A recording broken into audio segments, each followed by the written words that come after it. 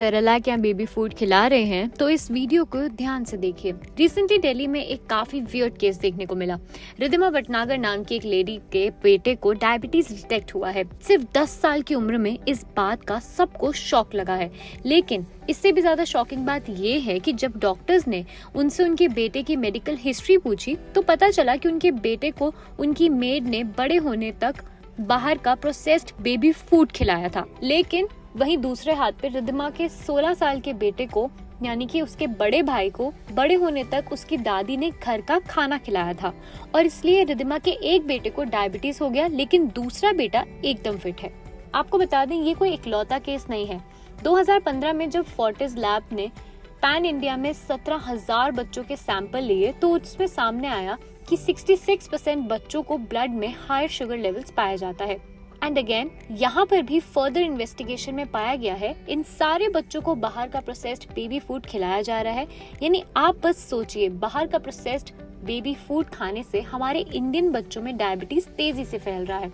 और ये सिर्फ बेबी फूड में ही नहीं, हमारे रोज के खाने में भी काफी ज्यादा शुगर मिलाया भी जाता है।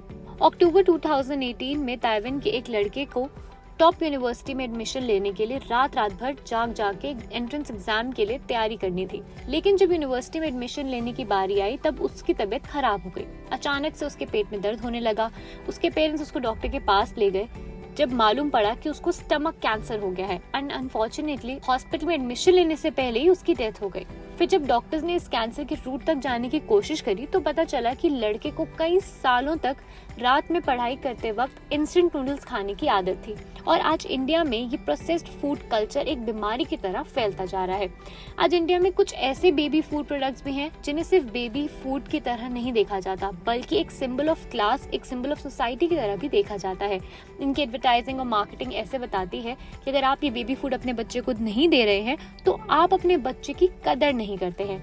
कई बार ऐसे प्रोडक्ट्स के पीछे से फूड के इंग्रेडिएंट्स भी छुपाए दिए जाते हैं। आपको बता दें कि जितना प्रोटीन और जितना फाइबर हमारे बच्चों को इन बेबी फूड प्रोडक्ट्स से मिलता है, उससे कहीं ज्यादा फायदेमंद घर की रोटी होती है। क्या हमारे नाना नानी दादा दादी हेल्दी नहीं है?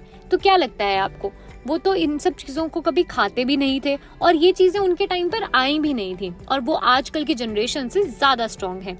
आपको बता दें बच्चों के ब्रेन को बचपन से ही शुगर जैसी चीज से एडिक्शन हो जाता है। इस वजह से वो बड़े होने तक डायबिटीज के शिकार हो जाते हैं। तो अब से आप अपने बच्चों को ऐसे बेबी प्रोडक्ट से जरूर दूर रखें।